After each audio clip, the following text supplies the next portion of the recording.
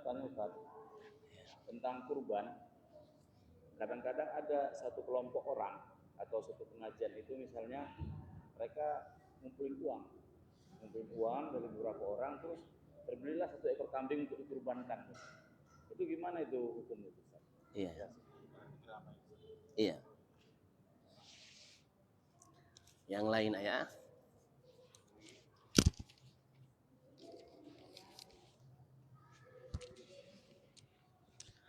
Jika ada yang ingin bertanya guys, bisa di kolom chat disampaikan, diketikkan, nanti akan kita bacakan, kita tanyakan kepada ustadznya. Iya ya.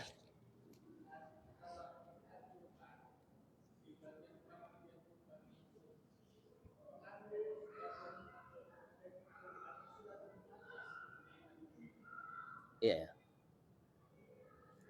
Sama Pak. Makan. Yang berkurban apa yang panitia yahku?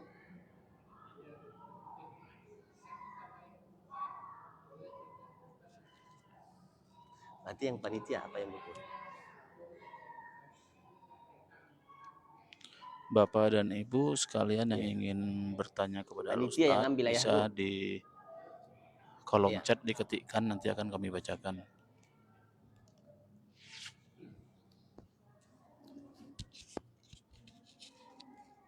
Yang lain ya.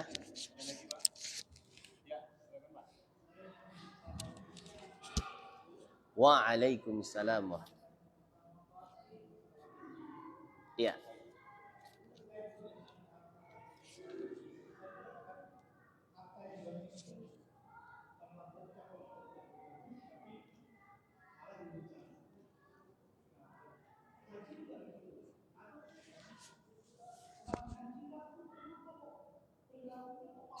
Jelas.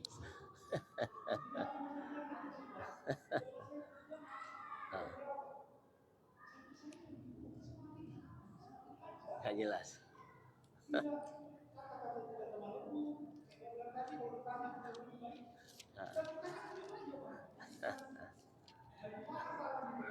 Iya iya iya.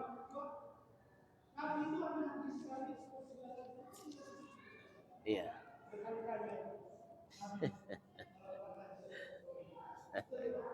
Iya, iya iya.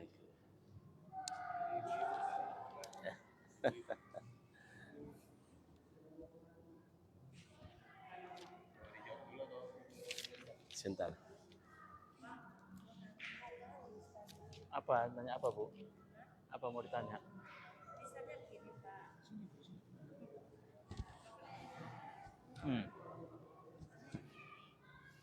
Kita kan dari kecil tidak kekeh. Ya. Yang benar itu ada dua tiba kita besar ini ada rezeki. Akan kan kekeh maksudnya niat apa namanya niat kurban. Apa yang harus kita dapat kekeh duluan kah? Atau kurban. Ya. Apa kurban kah? Ya. Satu kedua setahu saya yang namanya kekeh itu umur berapa hari? Ya. Selebihnya itu kan dibilang kekeh. Jadi yang mana yang harus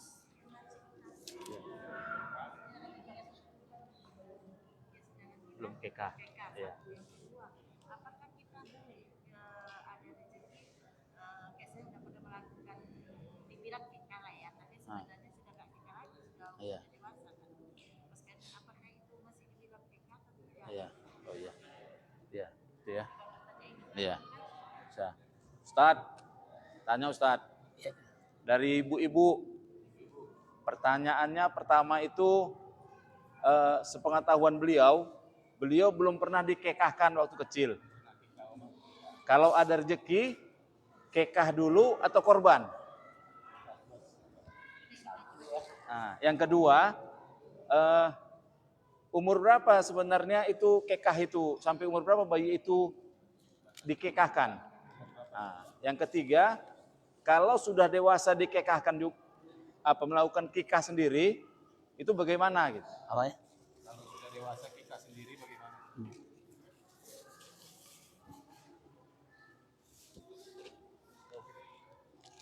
Bu. Iya.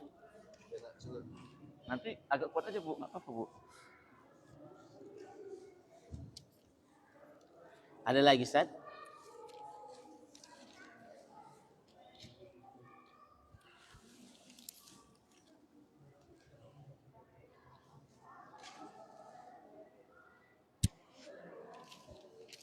Yang lain ya, ada lagi?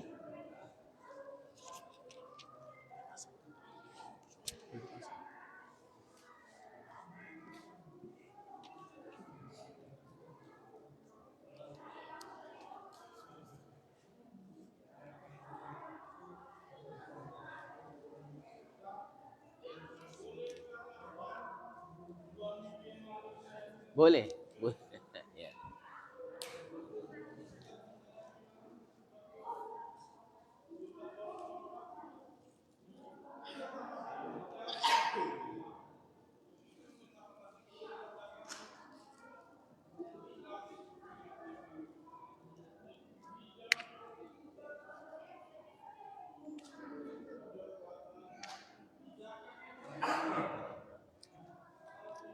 Iya, zakatnya ya.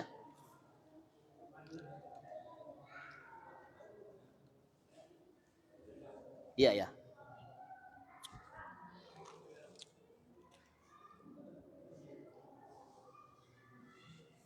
Ya. Bismillahirrahmanirrahim. Assalamualaikum warahmatullahi wabarakatuh. Waalaikumsalam. Alhamdulillah dapat roti ya. Semoga dibalas oleh Allah Subhanahu wa taala dengan sebaik-baik balasan dunia dan akhirat. Jadi di dalam hadis itu ayah bunda ada 4 amalan yang paling dicintai oleh Allah. Karena ayah yang itu yang pakai baju dinas ini beliau catat semua. Ustaz lihat. Hadisnya tadi belum sempurna Ustaz kasih tahu. Jadi di antara amalan ataupun perbuatan perilaku seorang hamba yang paling dicintai oleh Allah ada 4. Ada berapa ya? 4. Tapi nanti di dalam hadis lain itu ada lagi amalan-amalan yang sangat dicintai oleh Allah. Jadi begini ayah. Kenapa berbeda-beda jawabannya baginda Nabi? Paham gak ya? Perbuatan yang menjadikan seseorang atau amalan yang menjadikan seseorang dicintai oleh Allah itu banyak, gitulah ya. Terkadang datang sahabat kepada baginda Nabi. Sahabat ini bertanya kepada baginda Nabi, ayyu a'malin ahabbu ilallah. Katanya begitu. Ya Rasulullah, wahai baginda Nabi, perbuatan, amalan apa yang paling dicintai oleh Allah? Contoh, ini mohon maaf ya bunda, supaya bunda tahu nanti. Kalau Ustadz Yono datang kepada Rasulullah, karena Ustadz Yono ini mungkin beliau sholat tahajudnya sudah tidak pernah tinggal. Habis itu puasa sunnahnya pun tidak pernah tinggal. Jadi Rasulullah itu biasanya tahu apa yang ada di dalam hati manusia. Dikarenakan dikasih tahu oleh Allah. Khusus buat Ustadz Yono itu dikasih tahu oleh baginda Nabi sholat tepat waktu. Nah, tapi nanti kalau Ustadz yang datang kepada baginda Nabi, contoh begitu. Atau ayah kita, tuan guru kita yang datang ke baginda Nabi, beda lagi nanti jawabannya baginda Nabi. Begitu dia ya. Jadi nanti setiap orang itu biasanya berbeda-beda. Kenapa? Karena mungkin orang ini sudah melakukan amalan yang satu ini. Maka Rasulullah mengatakan contoh, birrul walidain. Kata dia. Menyayangi, mencintai. Habis itu hormat kepada orang tua. Itu. Kalau yang ini dalam hadis ini yang diriwayatkan dalam hadis Imam Abu Dawud dari An Abdullah bin Umar, Rasulullah mengatakan perbuatan yang paling dicintai, disenangi, disukai oleh Allah itu ada 4. Ayah. Yang pertama, sururun tudkhiluhu ala muslimin. Menyenangkan orang lain. Menyenangkan orang lain itu tidak harus membantu dia. Senyum saja kita ya. Orang kalau natap kita senyum ini. Ini kan lihat orang kayak tentara aja gitu. Kayak nggak polisi. Ya janganlah. Apalagi kalau pejabat kan. Pejabat itu maunya kita yang duluan senyum. Baru dia senyum. Kalau dia duluan, mana ada. Jarang lah. Ada sih ada. Ya kan? Nah. Habis itu apalagi yang menyenangkan orang lain? Yang paling penting berperilaku baik. Perilaku aja ya. Nggak usah sedekah. Nggak usah. Kalau tidak mampu. Cara menyenangkan orang lain itu banyak. Apalagi yang paling penting Ustaz, lidah bunda. Ini ngeri ancaman orang yang ngomong lidahnya latah. Ngerepet aja kerjanya. Belum apa-apa, udah begitu dia. Hati-hati. Orang yang ngomong sembarangan itu luar biasa nanti. Akibat yang akan dia dapatkan di akhirat. Maka lidah. Rasulullah mengatakan salamatul insani fi hifdzil lisan. Orang kalau sudah bisa menjaga lidahnya, itu insya Allah banyak temannya ya. Orang kalau omongannya manis, walaupun bohong. Orang senang tetap. Tapi ngomongnya jujur. Nyakitin semua. Wah, benci juga orang kayak gitu. Ya udah, yang penting ngomong yang baik, nyenangin orang, gitulah ya. Makanya Rasulullah mengatakan kalau ingin selamat dunia dan akhirat, jaga lidah. Jangan sampai lidah ini latah. Kenapa? Ini Rasulullah yang mengatakan. Innal abada la yatakallama bi kalimatin yanzilullahu biha ilan nar ma bainal masyriqi wal maghrib. Orang yang ngomong sembarangan ayah bunda, dengan perkataannya dia itu tersakiti orang lain, maka Allah akan lemparkan ia ke dalam api neraka sejauh antara timur dan barat. Hati-hati. Tapi kalau orang yang bisa jaga lidahnya gimana Ustaz? Oh, enak kali pun. Rasulullah yang menjamin surga untuknya. Bun, mau nggak dijamin oleh Rasulullah surga? Mau nggak bunda? Serius ini. Jadi yang dijamin oleh baginda Nabi masuk surga itu bukan hanya 10 daripada kalangan kaum Quraisy. Bukan. Bukan hanya Abu Bakar, Umar bin Khattab, Utsman bin Affan, Ali bin Abi Thalib. Bukan itu. Abdurrahman bin Auf. Bukan mereka-mereka saja. Tetapi khusus bagi seluruh umatnya baginda Nabi, Rasulullah mengatakan, Man yadmanu li ma baina lihyaini admanu lahul jannah. Siapa orang yang bisa menjaga lidahnya, aku jamin untuknya surga. Kata baginda Nabi, mudah. Jaga lidah. Jangan latah. Jangan cerewet. Jangan mudah gibahin orang. Belum apa-apa udah gibahin. Gara-gara itu satu kampung berantem. Gara-gara itu satu kampung bunuh-bunuhan. Banyak. Lidah ini gak ada tulangnya. Tapi paling mengena kalau sekali ucap, apalagi ngomongin suku orang. Suku ini begini, oh ke laut lah. Nah itu dia ya. Itu yang pertama. Yang kedua, au takshifu anhu kurbatan. Orang yang menyelesaikan masalah orang lain. Ini amalan di antara yang paling dicintai oleh Allah. Ini enggak. Minta tolong mana ada. Harus ada fulus uangnya. Baru dia mau. Untungnya saya apa? Nah, itu dia pertanyaannya itu. Saya bantu kamu untungnya apa? belum apa-apa minta untung.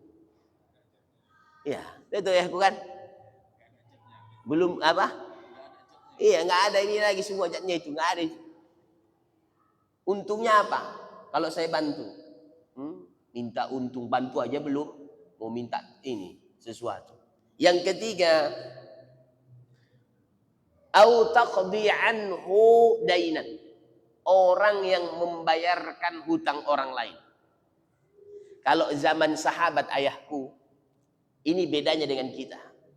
Zaman sahabat itu, para sahabat itu senang, gembira, bahagia. Kalau ada orang yang dia hutangkan tidak bisa bayar. Kalau kita mana ada. Kita hutangkan kepada orang lain kalau bisa. Lewat dari depan rumah kita dia sudah malu kita buat. Apalagi tatap muka, ya kan? Kemana-mana hutang. Kapan bayar hutang? Sampai-sampai orang itu kalau mau cari jalan keluar, itu ngintip dulu dari rumahnya. Si anu ada apa enggak? Kalau enggak nanti apa? Tagih hutang. Zaman sahabat enggak bunda. Mereka beruntung, mereka bersyukur, mereka bahagia, mereka senang. Kalau seandainya hutang itu tidak bisa dibayar oleh orang lain. Apa jaminannya? Dapat rahmat kasih sayangnya Allah dunia dan akhirat. Itu dalam Al-Quran ada disebutkan. Orang yang menghutangkan orang lain itu bunda, pada saat bunda kasih hutang, maka selama dia tidak bisa bayar hutangnya bunda atau ayah, selama itulah malaikat minta ampun untuk bunda dan ayah. Ini ngeri, banyak ceritanya, tapi nanti kita nggak bahas itu. Yang keempat, au tadrudu anhu ju'an. Nah inilah ini, makanan ini. Orang yang mengenyangkan orang lain. Orang yang mengenyangkan orang lain itu ayah bunda, itu luar biasa pahalanya. Itu salah satu di antara ciri-ciri orang yang senantiasa dirindukan oleh surga. Ada 4 kan? Ada 4 orang ciri-ciri yang senantiasa dirindukan oleh surga. Di antaranya apa? Mut'imit ta'ami. Orang yang ngasih makan orang lain. Apalagi yang kelaparan. Ya kan ayah? Orang ngasih minum aja. Anjing yang dikasih minum masuk surga. Ini umatnya Nabi. Apalagi orang soleh. Apalagi orang yang sedang dengarkan pengajian. Kan begitu bundaku. Betul nggak? Orang yang sedang di dalam berkahnya Allah, di dalam kasih sayangnya Allah, di dalam ketaatannya Allah. Bayangkanlah itu. Gimana pahalanya itu? Gimana itu? Nah itulah. Dah selesai kita.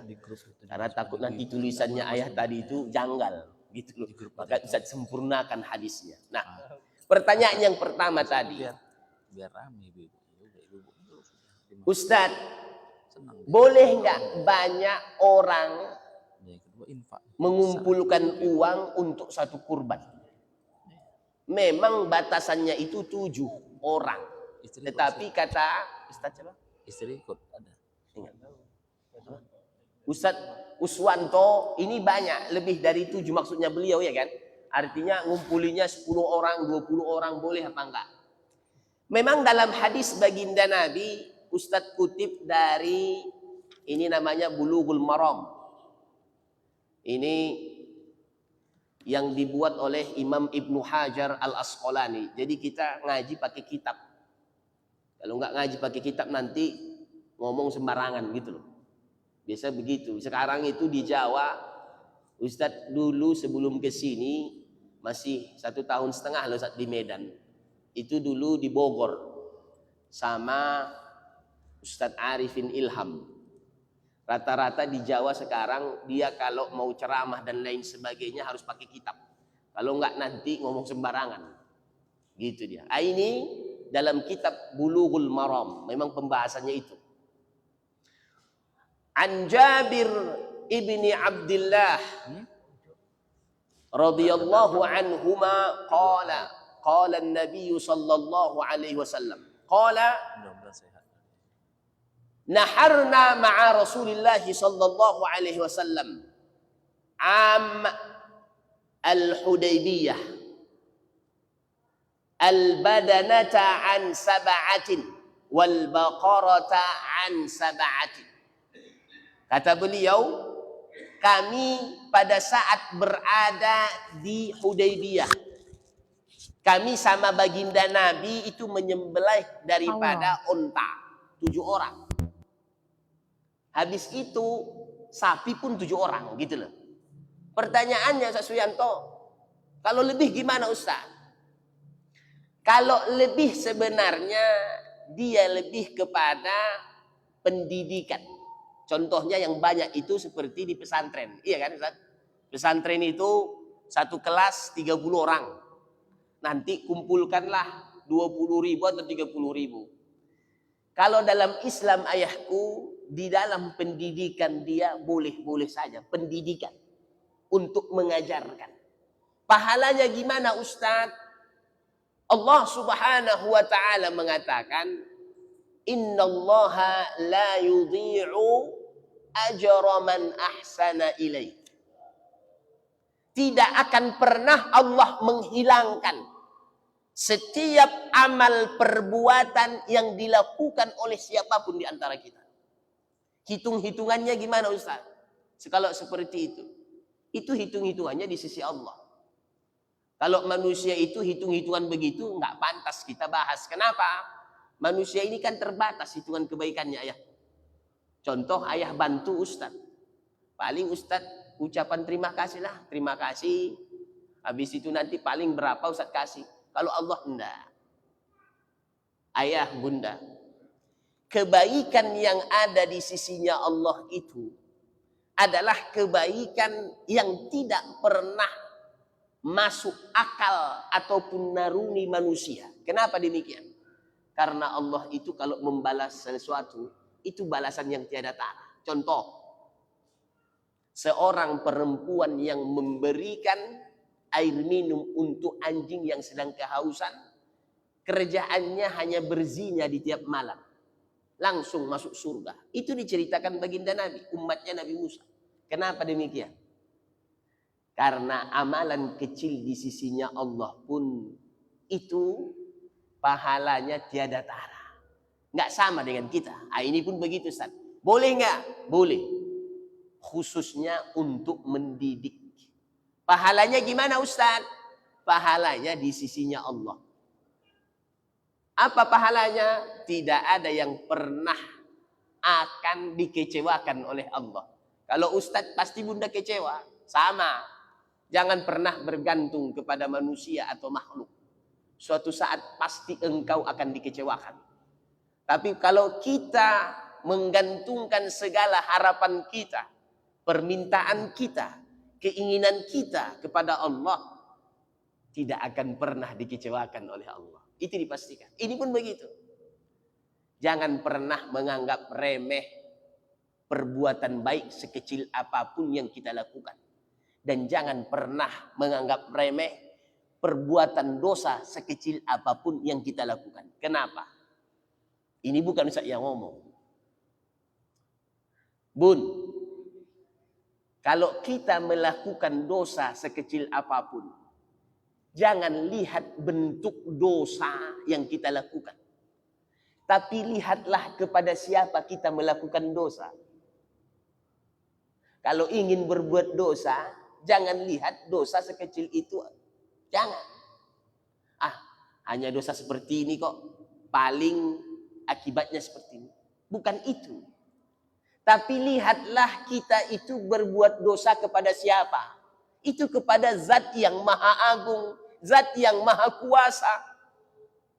Zat yang maha besar. Maka jangan pernah berbuat dosa sekecil apapun. Itu dia.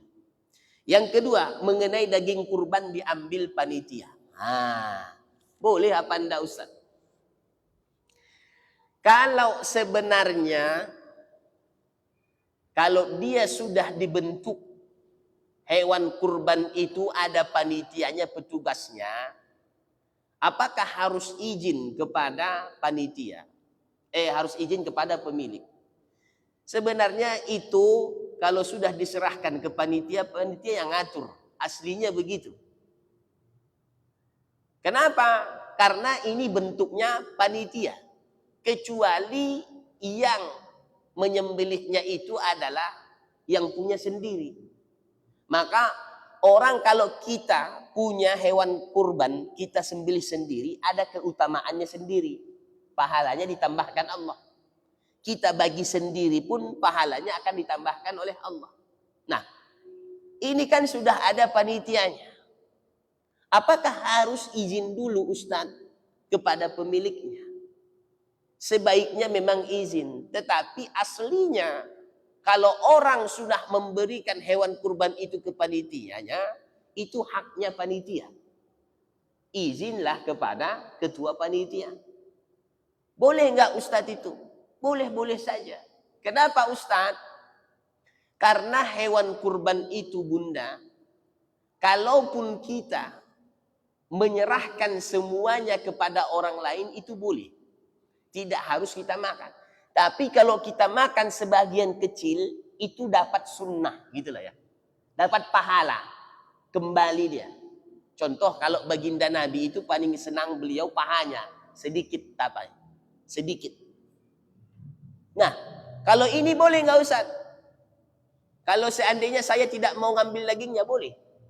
Tapi bagian daripada yang berkurban itu harus dikasih. Kalau dia bilang ambil saya ambil. Nah, ini pun panitia seperti itu. Izinlah kepada siapa? Kepada ketua panitia supaya tidak jadi fitnah. Tapi boleh nggak? Betul nggak itu Bunda? Kalau kita sudah ngasih ke panitia, kita percayakan ke panitia, itu berarti biarlah panitia yang ngatur, kan begitu? Tapi banyak di antara kita itu enggak begitu. Malah ngomong di belakang. Harusnya enggak usah, ya udah kalau sudah berkurban ya serahkan. Sama apalagi kalau kita haji. Iya ayahku, haji itu lebih ngeri lagi. Kalau sudah bayar dam dia enggak tahu kambingnya itu benar dipotong apa enggak. Atau lewat-lewat saja begitu. Begitu dia. Karena kenapa Ustaz? Ratusan ribu, jutaan yang dipotong. Orang yang haji itu ayah, begitu. Nah ini pun sebenarnya itu boleh-boleh saja. Tetapi sebagai akhlak dan adab harus izin. Boleh nggak panitia memakannya itu? Panitia. Kalau panitia mereka sudah capek ini dan selain sebagainya, yang penting dimusyawarahkan. Kalau dimusyawarahkan sebenarnya tidak ada masalah. Yang masalah itu main sendiri-sendiri. Akhirnya apa yang terjadi Ustaz? Sesama panitia pun ngomong sendiri. Akhirnya nanti sampai ke masyarakat, kan begitu. Tapi kalau upah tidak boleh. Kalau upah, kan ada tukang jagal itu ayahku. Iya kan? Ini di sini pun tidak dibolehkan di dalam hadis di sini. Orang yang tukang jagal itu tidak boleh ngambil. Sampai kulitnya pun dia tidak boleh. Kulitnya, tulangnya pun dia nggak boleh. Rasulullah mengatakan wa an Ali ibni Abi Thalib radhiyallahu anhu qala amarani Rasulullah sallallahu alaihi wasallam an aquma ala budni wa an uqassima luhumaha wa juludaha wa jilalaha ala al-masakin wa la u'tiya fi jizaratiha minha syai'a. Jadi semua apa yang ada pada hewan kurban itu kecuali yang tidak bisa dimakan itu dibagi. Kulitnya dibagi, semua dibagi ya, tulangnya pun dibagi. Kalau bisa dibersihkan ususnya pun bagi. Jangan disia-siakan. Dan tidak dikasih kepada siapa? Yang tukang jagal, tahu kan? Oh, itu. Apalagi dia sembarangan ngambil, itu tidak boleh. Itu tidak boleh dia. Ini kata Ali bin Abi Thalib dari baginda Nabi. Kecuali mungkin di tempat kita ini kan biasanya kalau sudah kulitnya itu nggak ada yang mau, betul nggak Bunda? Dan jarang, ya kan? Daripada sayang, caranya gimana Ustadz? Siapa nanti yang mau beli habis itu kasihkan uangnya itu kepada orang miskin. Uangnya itu bukan ke panitia, bukan kepada tukang jagal, tidak. Kalau bisa kepada yang membutuhkan. Kepada siapa? Yang membutuhkan. Karena apa tujuan orang berkurban itu sebenarnya, Bunda? Disyariatkan oleh Allah dan baginda Nabi, aslinya itu jangan sampai ada orang yang tidak senang hari itu. Itu tujuannya. Jangan sampai ada orang yang tidak senang. Semuanya harus tersenyum. Semuanya harus bahagia. Itulah tujuannya. Maka berkurban pun begitu, Bun. Ustaz. Berkurban itu kan sebenarnya contohnya kalau seandainya kibas kambing. Dia ada ukurannya. Kalau kambing kacang harus minimal mencapai 2 tahun lebih dia. Kan begitu? Kambing kacang. Kalau domba, dia minimal usia 1 tahun lebih. Atau sudah bergigi. Kalau sapi dan kurban harus mencapai minimal 2 tahun lebih. Kalau seandainya onta, dia harus 5 tahun atau lebih. Ustaz, kalau kesusahan di sini ada yang 6 bulan pun boleh kambing itu. Tetapi dengan satu syarat. Jangan sampai dagingnya pun tidak ada. Mau ngasih apa? Kalaupun seandainya kurang umurnya dari yang tadi, boleh nggak Ustaz? Boleh. Karena yang dipentingkan itu adalah dagingnya. Tahu nggak ya dagingnya? Macam-macam kambing itu kan beda-beda. Ada kambing itu yang sampai seperti setengahnya sapi kan begitu. Nah ini nanti beda-beda. Yang terpenting dia itu jangan sampai setelah dikurbankan mau dibagi pun susah. 1 orang, 2 orang itu pun tidak cukup. Makanya dia kenapa ditentukan umurnya Ustaz? Itu supaya hasil daripada untuk dibagi itu kepada orang banyak, gitulah ya. Itu tujuannya. Tapi kalau tiba-tiba ada orang kalau ngasih kambing makan itu banyak, akhirnya langsung gemuk. Belum umurnya sudah kelihatan dagingnya banyak. Boleh? Boleh. Kenapa dibuat seperti ini? Begitulah Islam itu sangat detail dalam segala hal apapun. Jadi seperti itu dia. Nah, habis itu pertanyaan yang ketiga mengenai haji berkali-kali, tapi perilakunya tidak baik-baik. Nah, itu gimana Ustaz? Sedangkan Rasulullah hanya sekali. Iya Bunda, memang Rasulullah itu hanya sekali.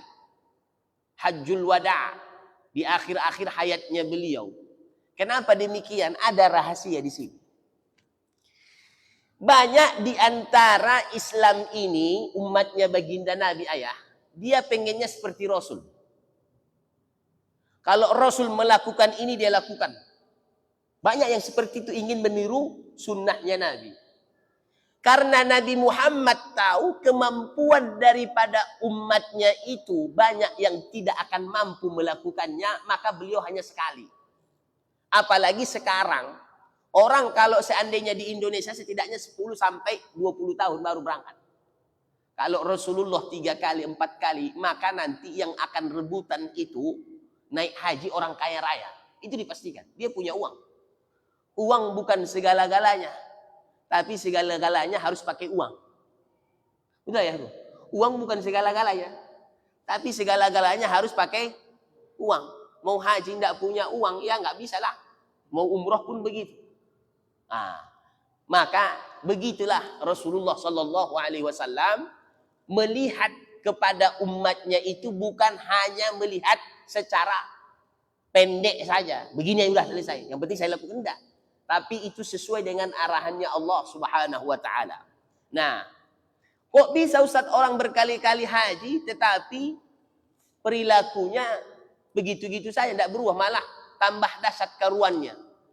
Haji itu tidak menentukan seseorang itu akan menjadikan dia soleh atau tidak. Banyak juga orang yang tidak haji, tetapi kesolehannya itu tiada tara, kebaikannya tiada tara. Kenapa bisa demikian Ustadz? Waktu melakukan haji berarti dia tidak meresapi pada saat dia melakukan rukun-rukun haji. Sebenarnya pada waktu dia melempar jumroh itu kan, orang melempar jumroh itu artinya orang itu melempar ataupun menghilangkan segala sesuatu hal yang tidak baik pada dirinya, gitulah ya, dilempar. Artinya diusir sifat setan yang ada pada diri, sifat nafsu yang tidak baik pada diri, dan sifat keinginan duniawi dalam ada diri kita ini. Itu tujuannya itu, dilemparlah dia, dibuang gitu. Nah, kalau seperti itu gimana Ustaz? Makanya kalau haji itu kalau bisa, ini kalau bisa. Di sana dari awal itu, kalau orang Indonesia kan tujuannya haji itu banyak itu apa? Supaya diomongin, oh saya sudah haji, saya sudah pernah lihat Ka'bah. Habis itu pulang-pulang, bukan amalan yang banyak diambilnya atau didapatkan. Emas yang dibawa pulang, habis itu yang dia pikirkan waktu di Makkah itu apa bundaku? Si anu, oleh-olehnya ini gitu. Bukan dia pikirkan, saya pagi ngapain di Masjidil Haram, siangnya sudah hatam Al-Quran apa belum, malamnya sudah sedekah apa belum. Bukan itu. Tapi apa ya? Hadiah yang mau dibawa. Bun,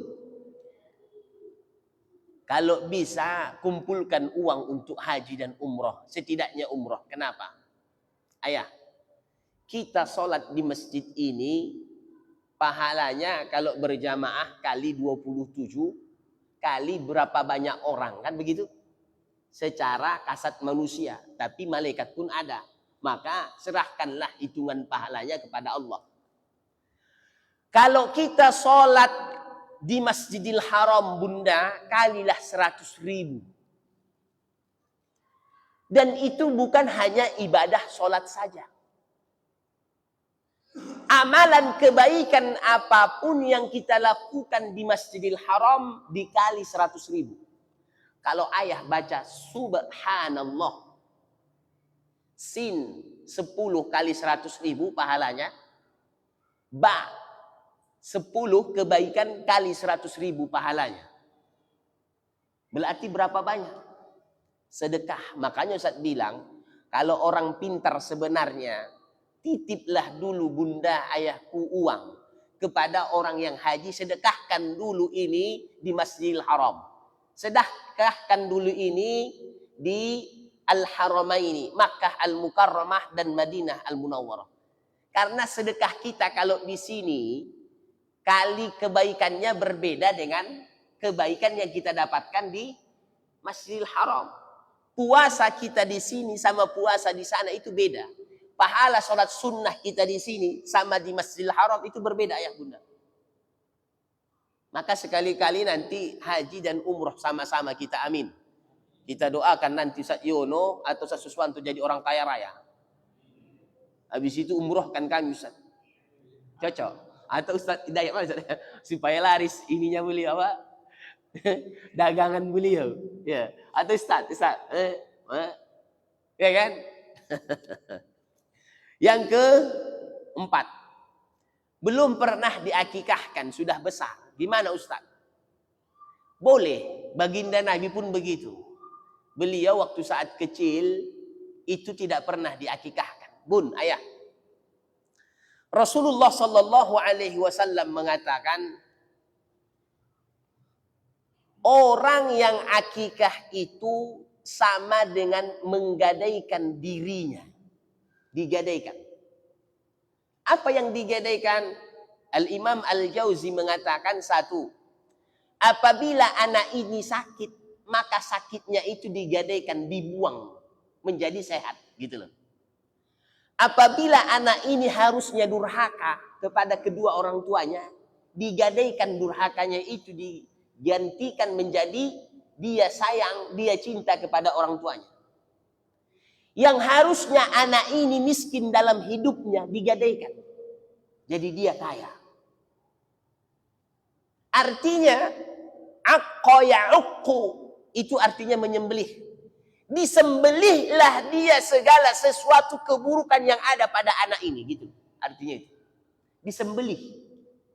Akikah itu hasil daripada daging yang disembelih dibagi-bagi, itulah itu. Daging akikah itulah artinya itu. Nah, apa manfaatnya Ustaz? Menghilangkan segala keburukan yang ada pada diri anak kita. Baru anak ini nanti bisa memberikan syafaat kepada orang tuanya. Apalagi Ustaz, orang yang akikah bunda, itu melaksanakan sunnahnya baginda Nabi. Rasulullah mengatakan, man sanna bi sunnati faqad ahabbani. Orang yang melakukan di antara daripada sunnahku, maka itu bukti daripada orang itu mencintai saya. Dan siapa yang mencintai saya, kana ma'i fil jannah. Maka orang itu bersamaku di dalam surga. Berkurban pun begitu. Ustadz, saya tidak mampu. Bunda, minum pakai sunnah gitu loh. Minum pakai sunnah itu gimana Ustadz? Contoh. Ustadz minum ini, sebelum minum Ustadz baca apa? Bismillahirrahmanirrahim. Baru Ustadz berdoa. Kenapa? Supaya segala penyakit yang ada di tubuhnya Ustadz dihilangkan oleh Allah. Contoh, Bismillahirrahmanirrahim. Ustadz doa apa? A'udzubikalimatillah. Alhamdulillah. Tapi 3 kali ayatku. Bismillah. Alhamdulillah. Ini sunnahnya Nabi. Pada saat Ustadz minum tadi bunda, kalau seandainya tidak mengikuti caranya Nabi minumnya, maka minum ini tidak ada pahalanya di sisi Allah. Karena itu hanya menghilangkan hausnya Ustadz. Tapi pada saat Ustadz melakukannya sama dengan seperti apa yang dilakukan oleh baginda Nabi, maka yang harusnya nilainya itu adalah mubah. Jika dilakukan tidak mendapat pahala, jika ditinggal tidak mendapat pahala, naik derajatnya. Jadi sunnah. Kalau sunnah, apabila dikerjakan mendapatkan pahala, apabila ditinggalkan tidak mendapatkan dosa. Ini pun begitu. Sunnah masuk masjid. Ayah, bunda kalau masuk masjid sembarangan. Artinya tidak mau mengikuti sunnahnya Nabi. Harusnya bunda diturunkan oleh Allah rahmat yang tiada tara, berkah yang begitu luar biasa banyaknya, didoakan oleh malaikat. Tapi kalau melakukan sesuai sunnah Nabi. Karena di depan pintu ini itu banyak malaikat ayah. Apalagi hari Jumat. Bertaburan malaikat di situ. Ini kan enggak. Masuk aja. Apalagi kalau sudah telat. Ya kan? Gitu aja dia. Ya kan bunda? Tapi kalau bunda katakan Bismillahi wassalamu ala rasulillah. Allahumma ufirli zunubi waftahli abawaba rahmatik. Atau pendeknya Allahumma ftahli abawaba rahmatik. Apa yang terjadi Ustaz? Duduknya bunda dihitung pahala. Gini bunda dihitung pahala. Ngantuknya bunda di sini hitung pahala. Gitu dia. Tapi kalau nggak seperti itu ya. Begitulah. Paham ya? Apalagi keluar. Keluar pakai kaki kiri. Iya kan? Allahumma asimni minasyaitonir rajim. Bismillahi wassalamu ala rasulillah. Allahumma ufirli dhunubi waftahli abawaba fadlik. Allahumma asimni minasyaitonir rajim. Itu panjangnya. Kalau pendeknya Allahumma asimni minasyaitonir rajim. Apa artinya Ustaz? Jauhkan aku daripada segala sesuatu godaan syaitan. Daripada segala sesuatu hal-hal yang buruk pada saat aku keluar dari masjid. Pakai kaki kiri. Boleh nggak Ustaz akikah pada saat masih besar? Boleh. Mana yang diutamakan Ustaz? Akikah atau berkurban? Sebenarnya tergantung kepada orangnya. Tergantung kepada orangnya. Kalau orangnya itu merasa untuk berkurban masih banyak waktunya, tapi akikah belum tahu, akikah boleh duluan. Tapi kalau seandainya merasa, ya sudah saya berkurban dulu terserah. Mana yang lebih afdol Ustaz? Sama-sama dia keutamaannya. Tetapi kalau seandainya akikah, pahalanya seperti yang tadi. Akikah pun, pahala yang kita dapatkan itu sama dengan pahala orang yang berkurban. Berkurban itu kan pahalanya menyenangkan orang lain, betul ya? Mengenyangkan orang lain. Ini pun begitu. Bagilah itu daging-dagingnya kepada orang yang membutuhkan. Boleh nggak Ustaz? Tidak harus kepada orang fakir miskin, boleh, terserah. Yang sudah ditentukan nasnya tidak boleh lari dari situ, itu hanya zakat fitrah. Kalau zakat fitrah itu tidak boleh keluar daripada 8 sifat orang yang harus menerimanya. Itu tidak boleh. Tapi kalau bagi hewan kurban dagingnya itu boleh.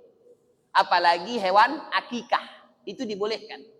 Kita mau bagi hanya untuk keluarga kita, tidak mau kepada fakir miskin, boleh, boleh. Kurban pun begitu, cuman fadilahnya itu kalau dibagi kepada fakir miskin naik gitu loh. Yang harusnya pahalanya 1 miliar, ini 1,5 miliar gitu loh itu. Paham gak ayahku? Karena semakin banyak kita berbuat baik, maka akan semakin banyak pahala yang kita dapatkan. Makanya dikatakan man kasura amaluhu kasura sawabuhu, katanya begitu. Orang yang banyak amalan kebaikan perbuatannya, maka akan banyak juga kebaikan pahala yang dia dapatkan. Kan begitu bundaku? Nah, jadi pertanyaannya di mana yang lebih utama? Itu terserah bunda. Karena sama-sama utama. Yang mana sama-sama sunnahnya Nabi, sama-sama mensyiarkan agama Islam. Akikah bagian daripada syiar Islam, berkurban bagian daripada syiar agama Islam. Sampai baginda Nabi itu, ayah, beliau sudah menjadi Nabi, sudah tahu seperti itu. Dari kecil belum diakikahkan, apa yang terjadi? Beliau akikahkan, beliau sendiri. Berkurban pun boleh begitu. Jadi kalau bunda berkurban maunya seperti baginda Nabi. 1 atas nama keluarga dan atas nama diri sendiri. Kalau 2, atas nama diri sendiri sama atas nama umatnya Nabi. Kenapa Ustadz baginda Nabi memakai atas nama umatnya? Tahu nggak bunda kenapa? Itu bukti kasih sayang dan cinta baginda Nabi kepada kita. Sehingga setiap umatnya itu nanti mendapatkan kebaikan yang tiada tara dari Allah Subhanahu wa taala. Itulah. Ini kan kalau kita enggak. Bunda sama. Bunda kalau beristighfar, astaghfirullahalazim. Pahala yang bunda dapatkan yaitu pahala untuk bunda saja. Ya kan? Tapi kalau bunda bilang astaghfirullahalazim li wali walidayya wali jami'il mu'minina wal mu'minat wal muslimina wal muslimat al ahya'i minhum wal amwat, maka bunda dapat pahala sebanyak orang tua yang ada di muka bumi ini dan sebanyak kaum muslimin dan muslimat yang sudah wafat atau yang masih hidup. Kenapa Rasulullah mengatakan wali ummati? Salah satunya itu. Karena tidak boleh ada orang yang lebih banyak kebaikannya dibandingkan baginda Nabi. Paham nggak? Nah, dari situ sebenarnya kalau kita paham hadis secara detail, itu bisa menjadi pelajaran. Ada kitab yang namanya Nasaihul Ibad yang dikarang oleh Imam Ibnu Hajar Al-Asqalani.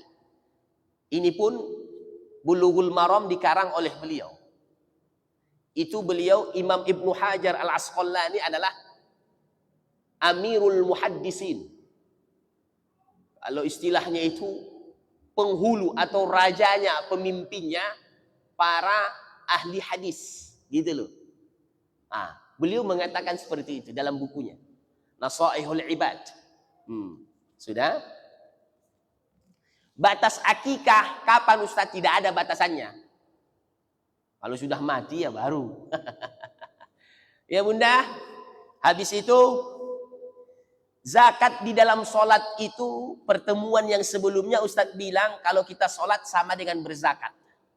Zakat itu artinya abang anda, ayah yang tadi bertanya, itu adalah ikhrajus syai', mengeluarkan sesuatu daripada apa yang kita miliki. Contoh, orang bisa berzakat dikarenakan dia mengeluarkan waktunya untuk mencari rezeki. Betul nggak itu ya? Ya kan? Orang kalau ingin bisa mengeluarkan zakat mal contohnya, berarti orang itu harus bekerja mendapatkan apa? Banyak uang. Dia keluarkan waktunya dia untuk mencari uang, itulah yang namanya zakat itu. Dia harus ada mengeluarkan waktu mencari rezeki ataupun uang. Sholat, apa zakatnya Ustaz? Mengeluarkan waktu untuk melakukan sholat itu sendiri. Karena sholat itu tidak akan pernah dilakukan kecuali seseorang itu mengeluarkan waktunya untuk mendirikan sholat. Orang kan tidak pernah dia melakukan sholat karena dia tidak mau menyisihkan waktunya untuk sholat. Nah, menyisihkan waktu itu untuk sholat itu disebut dengan mengeluarkan zakat. Menyisihkan waktu dia. Dari mana itu Ustaz? Dari Asy-Syaikh Muhammad Mutawalli Asy-Sya'rawi. Jadi kita ini bunda, kata beliau, umat Islam ini setiap melakukan sholat itu berarti orang itu sudah mendirikan rukun Islam yang 5. Sudah mendirikan rukun Islam yang 5. Pertama, di dalam sholat itu ada nggak asyhadu an la ilaha illallah bunda? Ada pada saat kita tahiyat, betul nggak? Yang kedua, sholat itu sendiri. Yang ketiga, apa? Puasa di bulan suci Ramadan. Puasa itu artinya menahan sesuatu yang membatalkan puasa, baik dari makan, minum, ataupun mohon maaf diri kita ini, kemaluan kita, tidak boleh. Nah, boleh nggak kita pada saat berpuasa jalan-jalan bundaku? Boleh. Ngobrol boleh? Boleh. Habis itu silaturahim kemana-mana kita musafir boleh nggak? Boleh. Sholat itu lebih dibandingkan puasa. Puasa dia hanya menahan makan dan minum, betul nggak? Atau segala yang membatalkan puasa. Sholat itu sama, dia menahan segala sesuatu yang membatalkan sholat. Boleh nggak ngomong sama orang lain pada saat sholat bunda? Boleh nggak pindah-pindah waktu saat kita sholat? Mana lebih dahsyat menahannya?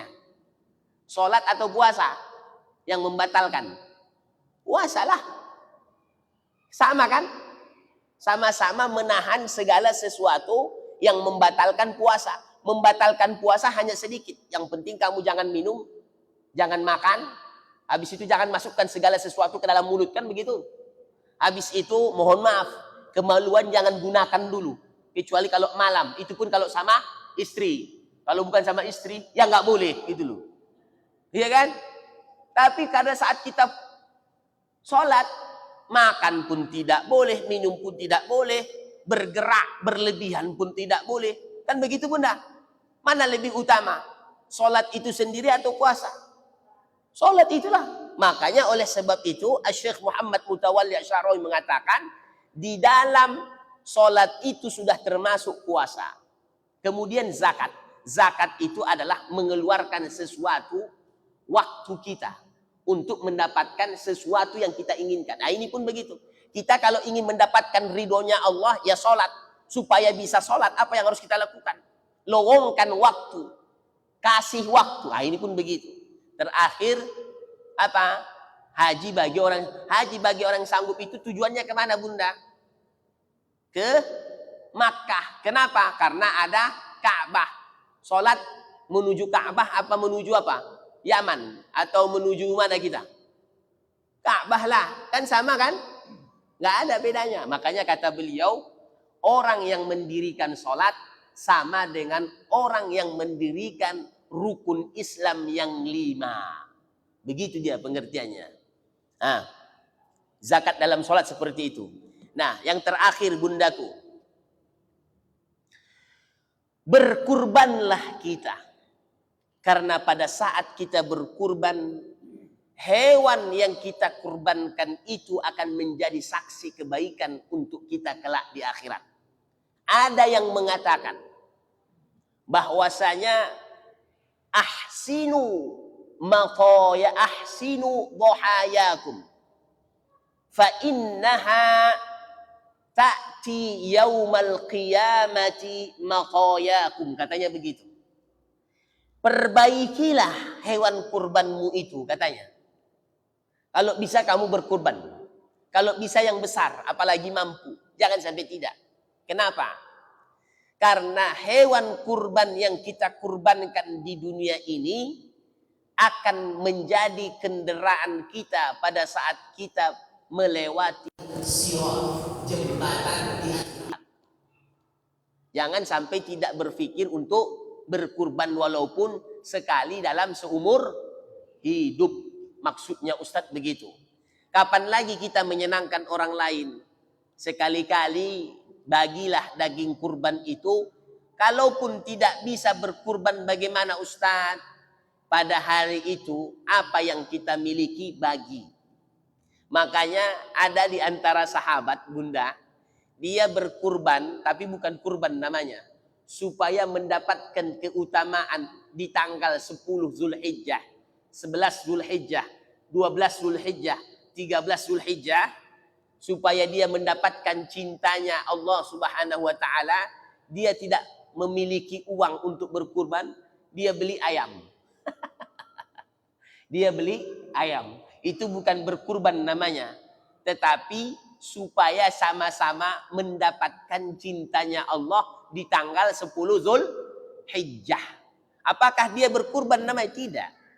Cuman kebaikannya itu apakah dihitung Allah sama dengan orang berkurban? Iya. Tapi sunnahnya berbeda. Kalau sunnahnya baginda Nabi berkurban dengan hewan yang sudah ditentukan. Hewannya yang mana lebih utama Ustadz? Kambing atau domba? Habis itu sapi, ya kan? Atau onta? Kalau Imam Malik mengatakan urutannya, kata beliau, itu adalah kambing yang lebih utama. Kalau siapa? Imam Malik. Beliau mengatakan urutan yang lebih utama kalau berkurban itu pertama kambing ataupun domba, yang kedua sapi, yang ketiga onta. Tapi kalau Imam Syafi'i, beliau mengatakan yang lebih utama itu adalah onta dulu, baru sapi, baru kambing. Kenapa berbeda Ustadz? Karena kalau Imam Syafi'i melihat onta itu lebih banyak dagingnya, gitu loh. Jadi lebih banyak orang merasakan senang dibandingkan yang tidak senang, gitu loh. Orang kan kalau semakin banyak dagingnya, semakin banyak orang yang akan disenangkan, betul gak ya tuh? Makanya Imam Syafi'i lebih mengutamakan itu onta, yang kedua baru sapi, yang ketiga baru kambing.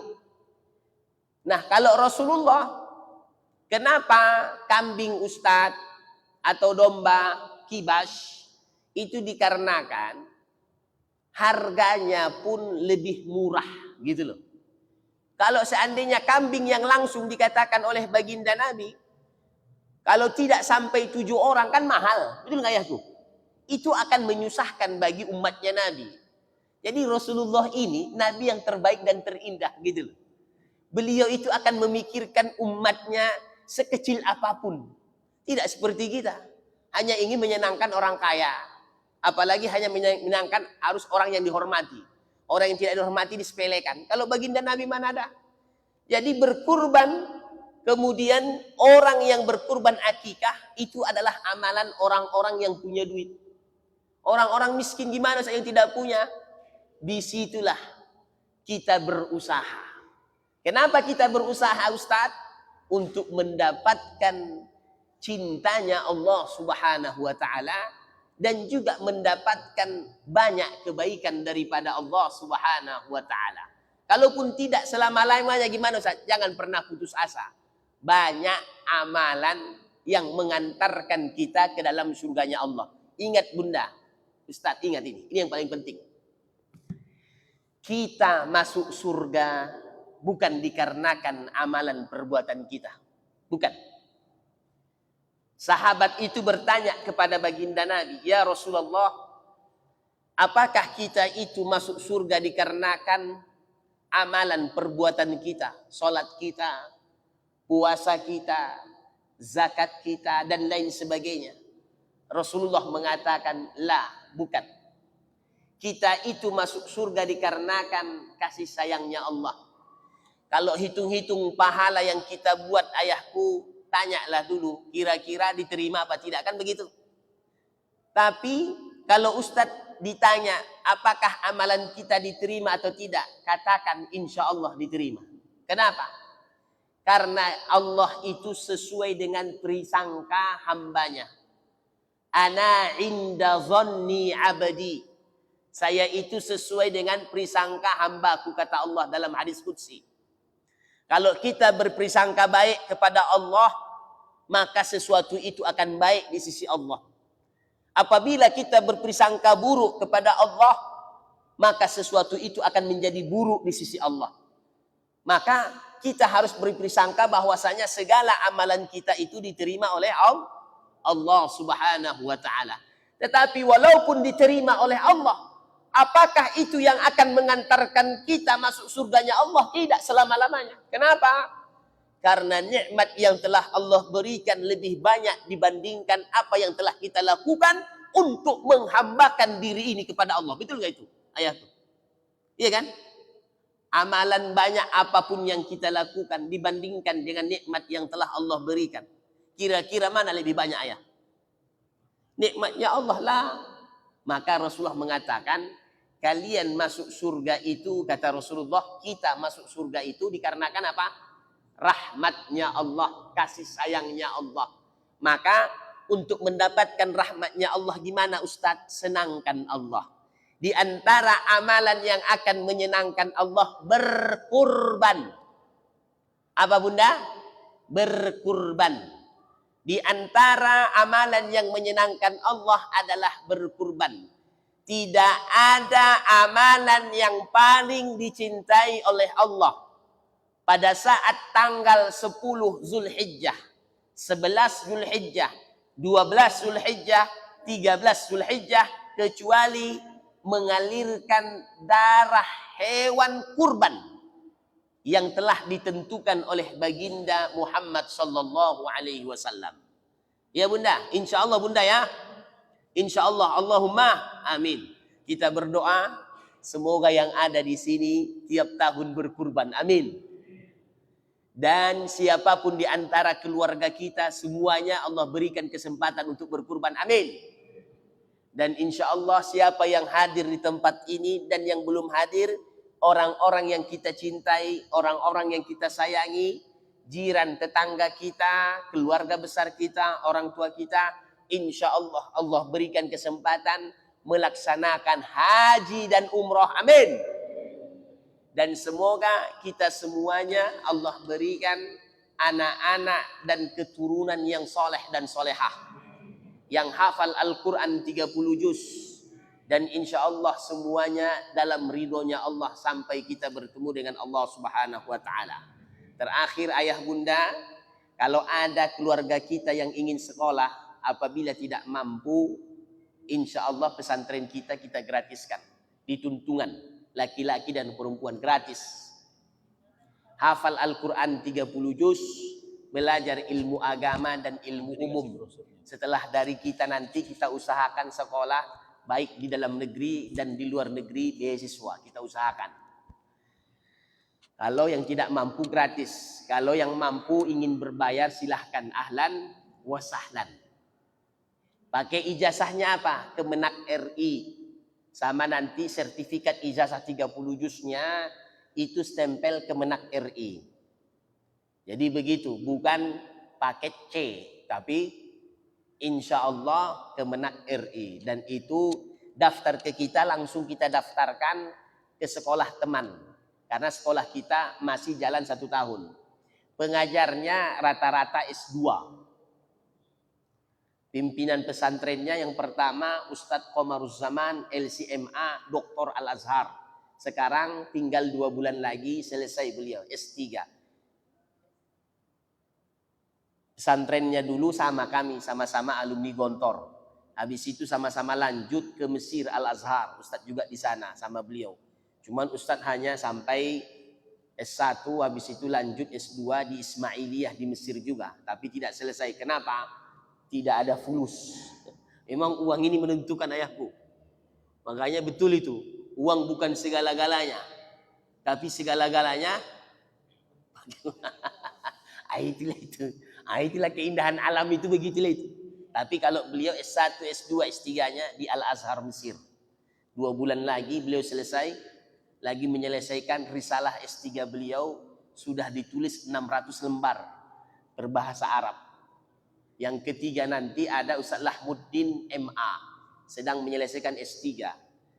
Gurunya diantara lagi Ustaz Hasanuddin Manik LCMA. Habis itu ada Ustaz Fadli Hermawan MPD. Ada Bunda Fitria SPD, Sarjana Pendidikan. Itu guru-guru kita. Insya Allah semoga kita tidak mengecewakan siapapun yang Bunda antar ke pesantren kita. Insya Allah gratis ayahku. Hafal Al-Quran 30 juz. Dan rata-rata anak kita sudah ada yang hafal 5 juz, 4 juz, 6 juz. Masa belajarnya itu masih sekitar 7 bulanan. Karena rata-rata mereka dari Iqra. Kok bisa Ustaz dari Iqra begitu? Anak selemah apapun kalau diasah, insya Allah bisa. Tidak ada istilah tidak hafal Al-Quran Bunda. Tapi kalau Bunda jadi gurunya, ya. Bunda mau cubit dikit, ya kan? Kalau kita mana ada, alhamdulillah. Sampai sekarang yang mau pulang pun diusir pun tidak mau dia. Kenapa? Karena memang kita insya Allah, kita jaga, kita rawat, kita berikan yang terbaik. Itulah. Seperti anaknya Ustadz Dayat ada di sana. Si Basir. Dulu dia kalau pesantren pulang terus. Kalau sekarang udah nggak mau pulang dia. Betah dia di sana. Begitulah contohnya. Pokoknya betahlah kita buat. Makannya pun enak-enak. Dari mana? Dari jamaah-jamaah Ustadz. Ustadz lumayanlah jamaah Ustadz. Artinya di masjid-masjid tertentu di Pinang Baris ini rata-rata setiap bulan ngasih. Ini Ustadz. Malah Ustadz dulu sekolah di Gontor. Makanannya walaupun bayar ya begitulah ala pesantren. Tapi mereka gratis, makanya enak-enak. Ada nanti ayah-ayah Ampon contohnya datang bawa 2 bakul ikan dari Aceh. Makan ikan teruslah. Ini pun begitu. Mana tahu ada keluarga kita yang tidak mampu ayah bunda atau siapapun. Dia tidak mau bayar, kita dengan senang hati menerimanya. Ya. Ijazah kita kasih ijazah. Maksudnya Ustadz kenapa mengatakan demikian? Kalau bisa Bunda carilah walaupun bukan anak kita. Beramallah dengan amalan pada saat kita sudah wafat pun tapi pahalanya terus mengalir. Jangan hanya berpikir beramal mendapatkan kebaikan dari Allah pada saat masa kita hidup. Jangan. Tapi pada saat kita sudah tiada pun berpikirlah amalan apa yang akan saya perbuat. Contoh pengajian ini. Jangan sampai pengajian ini kalau Ustadz mati atau Ustadz pergi tidak ada. Itu jangan. Ini amalan yang akan kita dapatkan kelak di hadapannya Allah. Dan jangan-jangan majlis ini membuat kita masuk surga semua. Amin. Betul gak Bunda? Jangan, kita gak ada yang tahu. Maka oleh sebab itu, lakukanlah sesuatu amalan sekecil apapun. Dan jangan pernah mengira bahwasanya amalan sekecil itu sia-sia di sisi Allah. Tidak akan pernah. Makanya bersedekah pun seperti itu. Bersedekah itu kata baginda Nabi, man bana masjidan banallahu lahu misla zalika baitan fil jannah. Orang sekecil apapun menolong dan membantu pembangunan masjid atau hal apapun, maka Allah akan membangun untuknya hal yang sama di dalam surga. Di dalam surga. Kalau istilah kita itu, jadilah seperti semut. Jangan seperti cicak. Pada saat Nabi Ibrahim dibakar oleh Raja Namrud, semut itu dia berusaha membawa air sekecil apapun. Kan begitu? Sekecil apalah itu. Sementara api yang membara membakar Nabi Ibrahim itu tiada tara. Jangan juga seperti cicak. Ikut untuk apa? Membakar Nabi Ibrahim. Tapi posisi kita itu yang menentukan. Kita dalam keadaan kebaikan atau keburukan. Nah, ini pun begitu. Jangan sampai posisi kita tidak mau membantu, tidak mau bersedekah, tidak mau ini, tidak mau itu gitu. Itu maksudnya. Demikian ayah dan bunda semua. Semoga yang mendirikan majlis ini dan juga ayah kami, ketua BKM Masjid Gami yang tercinta ini, semoga senantiasa sehat walafiat semua. Panjang umur semua. Murah rezekinya. Setiap yang hadir di sini setelah ini semuanya ujung kaki sampai ujung rambut dosa-dosanya sudah diampuni oleh Allah Subhanahu wa taala. Dan semoga capek kita di malam hari ini Allah jadikan amalan saksi kebaikan untuk kita agar kelak kita dapat melihat wajah indahnya Allah Subhanahu wa taala. Allahumma amin. Dan semoga kita juga dibersamakan oleh Allah kelak di akhirat bersama baginda Nabi Muhammad sallallahu alaihi wasallam.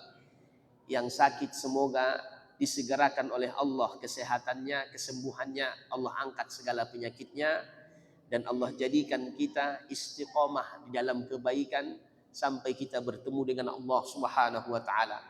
Ala hadhihi niyyah wa ala niyyatin salihatin. Al-Fatihah. Alhamdulillah. Iya. Demikian yang dapat saya sampaikan. Mohon maaf atas segala Bapak dan Ibu sekalian kesalahan yang apabila telah ada menyaksikan yang live ini, terima kasih dari atas Allah Subhanahu wa taala dan baginda Nabi Muhammad SAW. zakat waktunya. Mudah-mudahan jadi berkah bagi kita dan semua yang telah menyaksikan diampuni Allah semua dosa-dosanya dan rezeki yang berlimpah. Amin. Barakallahu billahi. Assalamualaikum warahmatullahi wabarakatuh.